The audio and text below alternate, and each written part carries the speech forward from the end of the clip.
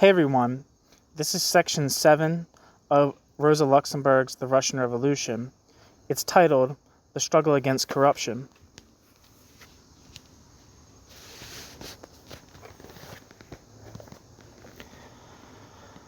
A problem which is of great importance in every revolution is that of the struggle with the lumpen proletariat. Footnote, roughly translatable as slum proletariat. The term covers the outcasts, degenerated and submerged elements that make up a considerable section of the population of the great industrial centers of all modern lands.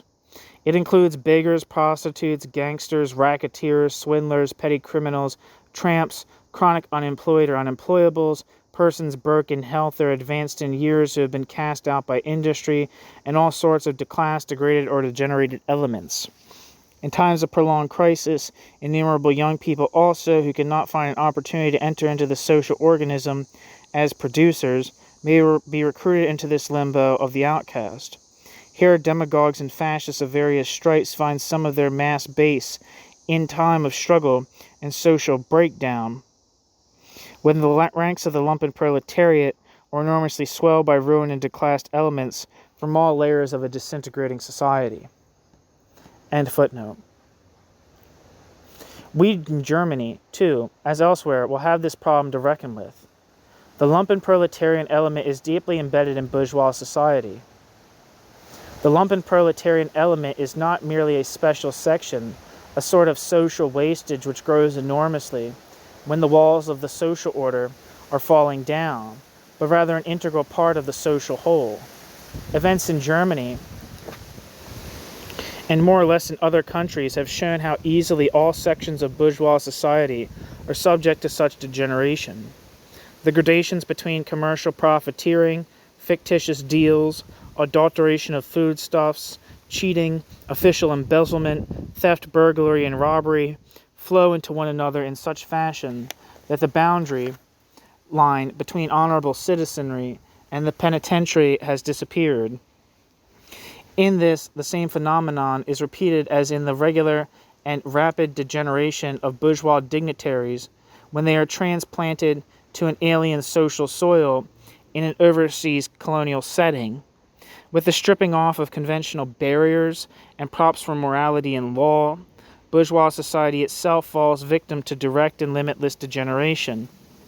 Verlumpung, end parenthesis. For its innermost law of life is the profoundest of immoralities, namely the exploitation of man by man.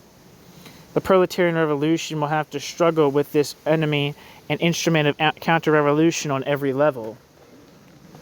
On every hand. The proletarian revolution will have to struggle with this enemy and instrument of counter-revolution on every hand.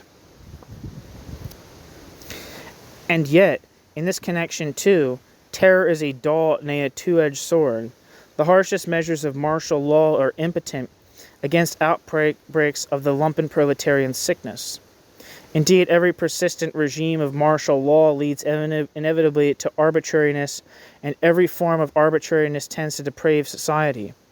In this regard also, the only effective means in the hands of the proletarian revolution are radical measures of a political and social character, the speediest possible transformation of the social guarantees of the life of the masses, the kindling of revolutionary idealism, which can be maintained over any length of time only through the intensively active life of the masses themselves under conditions of unlimited political freedom.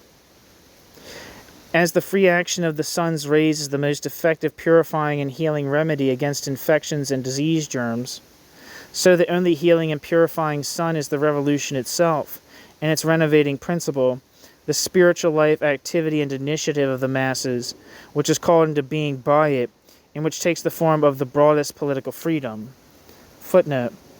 The above passages on the lumpen proletariat are apparently an elaboration of the following paragraphs, which repeat substantially the same ideas in more schematic form, and were found in the original manuscript on a separate sheet of paper. End footnote. In our case, as everywhere else, anarchy will be unavoidable. The lumpen proletarian element is deeply embedded in bourgeois society and inseparable from it. Proofs. 1. East Prussia, the, quote, Cossack, end quote, robberies. 2. The general outbreak of robbery and theft in Germany, parenthesis, profiteering, postal and railway personnel, police, complete dissolution of the boundaries between well-ordered society and the penitentiary, end parenthesis. 3. The rapid degeneration, parenthesis, Verlumpung, end parenthesis, of the Union leaders. Against this, draconian measures of terror are powerless. On the contrary, they cause still further corruption, the only antitoxin, the idealism and social activity of the masses, unlimited political freedom. That is an overpowering objective law from which no party can be exempt.